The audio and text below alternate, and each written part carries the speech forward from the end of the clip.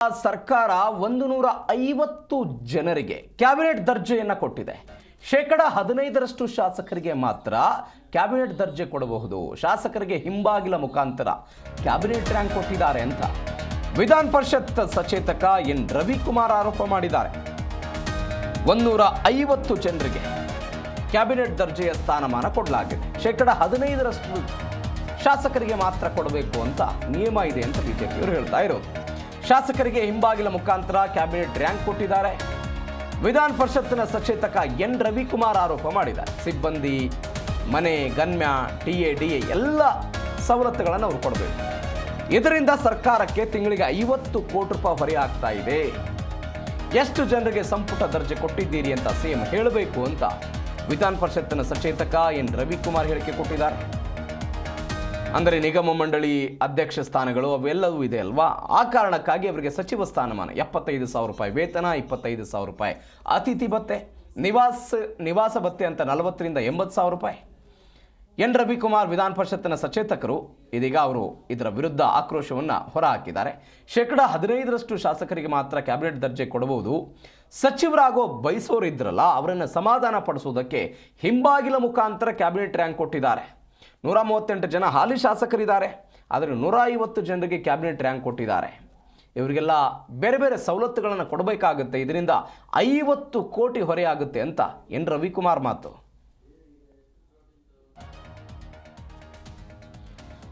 S, 34 ಜನ ಒಂದು ಸಚಿವ ಸಂಪುಟದಲ್ಲಿ ಸಚಿವರ ಇರುವವರ ಸಂಖ್ಯೆ 34 ಇರುತ್ತೆ. ಅವರಿಗೆ ಮಾತ್ರ ಸಚಿವ ಸ್ಥಾನದ ಈ ಸ್ಥಾನಮಾನ ದರ್ಜೆ ಕೊಡಬೇಕು, ಉಳಿದವ್ರಿಗೆ ಯಾಕೆ ಅಂತ 150 ಜನರಿಗೆ ಮಂತ್ರಿ ಸ್ಥಾನವನ್ನು ಕೊಟ್ಟಿದ್ದಾರೆ ಅಂತ ಈ ಸರ್ಕಾರದವರು ಅಥವಾ ಕಾಂಗ್ರೆಸ್ನವರ ವಾದ ಏನು? 2023ರಲ್ಲಿ ಕಾಂಗ್ರೆಸ್ ಅಧಿಕಾರಕ್ಕೆ ಬರೋದಕ್ಕೆ ತಳ ಹಂತದಲ್ಲಿ ಅನೇಕ ಕಾರ್ಯಕರ್ತರು, ಮುಖಂಡರುಗಳು, ನಾಯಕರುಗಳು, ಶಾಸಕರುಗಳ ಕೆಲಸ ಮಾಡಿದ್ದಾರೆ. ಇರೋದೇ 34 ಸ್ಥಾನ, ಸಚಿವ ಸ್ಥಾನ. ಎಲ್ಲರನ್ನೂ ಕೂಡ ಸಮಾಧಾನ ಪಡಿಸೋದಕ್ಕೆ ಸಾಧ್ಯ ಇಲ್ಲ. ಆ ಸಮಾಧಾನವನ್ನು ಎಲ್ಲಿ ಪಡಿಸ್ಬೋದು? ಅವರನ್ನು ನಿಗಮ ಮಂಡಳಿಗಳನ್ನು ಕೊಡೋದ್ರ ಮುಖಾಂತರ ಸಮಾಧಾನ ಪಡಿಸಬಹುದು. ನಿಗಮ ಮಂಡಳಿಗಳು ಪ್ರಾಧಿಕಾರದ ಅಧ್ಯಕ್ಷರಾಗಿ ಅವರಿಗೆಲ್ಲ ಸವಲತ್ತುಗಳನ್ನು ಕೊಟ್ಟರೆ ಸಮಾಧಾನ ಆಗ್ತಾರೆ ಅಂತ ಇದೀಗ ಇದನ್ನು ಬಿಜೆಪಿ ಟೀಕೆ ಮಾಡ್ತಾ ಇದೆ. ಈ ಬಗ್ಗೆ ಹೆಚ್ಚಿನ ಡೀಟೇಲ್ಸ್ ಕೊಡ್ತಾರೆ ನಮ್ಮ ಪ್ರತಿನಿಧಿ ಜನಾರ್ದನ್ ಹೆಬ್ಬಾರ್, ಫೋನ್ ಸಂಪರ್ಕದಲ್ಲಿದ್ದಾರೆ. ಜನಾರ್ದನ್, ಏನಿದು ವಿವಾದ? ಏನು ಹೇಳ್ತಾರೆ ರವಿಕುಮಾರ್ ಸಚಿವ ಸ್ಥಾನಮಾನ ಕೊಟ್ಟಿದ್ದಕ್ಕೆ ನಿಗಮ ಮಂಡಳಿಗಳಿಗೆ? ರಾಜ್ಯ ಸರ್ಕಾರ ಅಥವಾ ದೇಶದಲ್ಲಿ ಎಲ್ಲೇ ಆದ್ರೂ ಸಹಿತ ಒಂದು ನಿಯಮ ಇದೆ. ಎಷ್ಟು ಶಾಸಕರು ಇರ್ತಾರೋ ಅದರಲ್ಲಿ 15% ಮಾತ್ರ ಕ್ಯಾಬಿನೆಟ್ ದರ್ಜೆಯ ಸ್ಥಾನಮಾನವನ್ನ ಕೊಡಬೇಕು, ಅದಕ್ಕಿಂತ ಹೆಚ್ಚಿಗೆ ಕೊಡಬಾರ್ದು ಅಂತ ಒಂದು ನಿಯಮ ಇದೆ.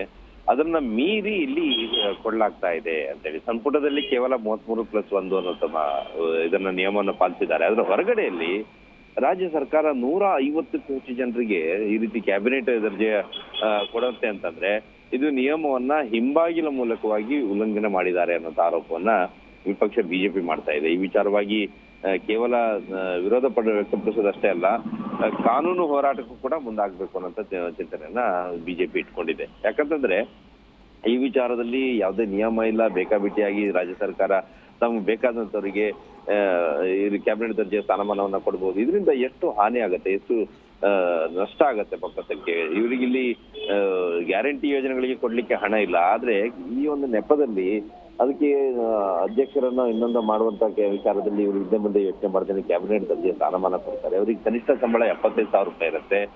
ಜೊತೆಗೆ ಅವರಿಗೆ ಸ್ಟಾಫ್ ಅನ್ನ ಕೊಡ್ತಾರೆ, ವೆಹಿಕಲ್ ಖರ್ಚಿರುತ್ತೆ. ಎಲ್ಲ ಸೇರಿದ್ರೆ ಕನಿಷ್ಠ ಏನಿಲ್ಲ ಅಂದ್ರೂ ಒಂದು ಕ್ಯಾಬಿನೆಟ್ ದರ್ಜೆಯ ಸ್ಥಾನಮಾನ ಹೊಂದಿರುವಂತ ಒಂದು ಕಚೇರಿಗೆ ಒಬ್ಬ ವ್ಯಕ್ತಿಯಿಂದ ಆಗುವಂತ ನಷ್ಟವೇ 40 ಲಕ್ಷ ರೂಪಾಯಿ ಆಗುತ್ತೆ ವಾರ್ಷಿಕವಾಗಿ. ಇಷ್ಟೊಂದು ದುಂದು ವೆಚ್ಚ ಬೇಕಾ? ಇದು ಸರ್ಕಾರಕ್ಕೆ ಉಳಿದಂತ ವಿಚಾರದಲ್ಲಿ ಹಣ ಇಲ್ಲ. ಇಲ್ಲಿ ಮೆಟ್ರೋ ದರವನ್ನ ಏರಿಕೆ ಮಾಡ್ತಾರೆ, ಅದಕ್ಕೆ ಪ್ರತಿ ಬಜೆಟ್ ನಲ್ಲೂ ಸಹಿತ 150 ಕೋಟಿ ರೂಪಾಯಿನ ಎತ್ತಿಡ್ಬೇಕಾಗಿತ್ತು, ಅದನ್ನೇ ಎತ್ತಿಟ್ಟಿಲ್ಲ. ಹಾಗಾಗಿ ಈಗ ದರ ಏರಿಕೆ ಮಾಡಿ ಅದಕ್ಕೆ ಮಾಡಿದಂತ ಸಾಲವನ್ನ ತೀರಿಸಲಿಕ್ಕೆ ಇವರು ಪರದಾಡ್ತಾ ಇದ್ದಾರೆ.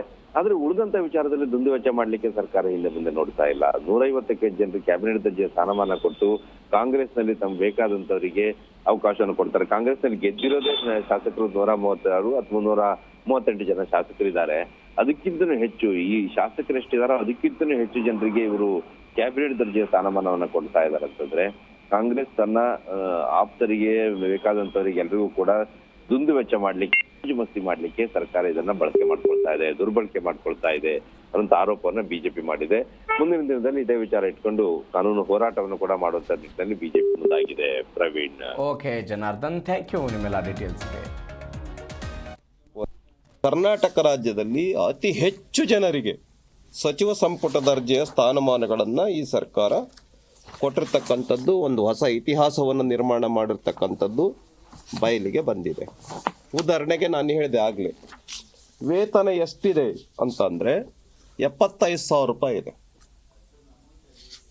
ಸಚಿವ ಸಂಪುಟ ದರ್ಜೆಗೆ ಮಂತ್ಲಿ 75,000 ರೂಪಾಯಿ ಇದೆ. ಅತಿಥಿ ಭತ್ಯೆ ಎಷ್ಟಿದೆ? 25,000 ರೂಪಾಯಿ ಇದೆ. ನಿವಾಸದ ಬಾಡಿಗೆ 40,000 ರೂಪಾಯಿ ಇದೆ. ಕೆಲವರಿಗೆ 80,000 ರೂಪಾಯಿ ಇದೆ. 80,000 ರೂಪಾಯಿ ಇದೆ. ಆಮೇಲೆ ಪೆಟ್ರೋಲ್ ಮಿತಿ 550 ಕಿಲೋಮೀಟರ್. ಸಿಬ್ಬಂದಿ ನೇಮಕ 6 ಜನ ಕೆಲವರು ನೇಮಕ ಮಾಡ್ಬೋದು, ಕೆಲವರು 8 ಜನಕ್ಕೆ ನೇಮಕ ಮಾಡ್ಕೋಬಹುದು. ಆಮೇಲೆ ವೇತನ ಬಂದು ವೇತನ 40 ಲಕ್ಷ ಆಗತ್ತೆ ಇದು ವರ್ಷಕ್ಕೆ. ಹೀಗೆ ಇದೆಲ್ಲವುದು ಕೂಡ ಹೊರೆ ಸರ್ಕಾರದ ಮೇಲೆ ಎಷ್ಟು ಬರುತ್ತೆ ಅನ್ನುವಂಥ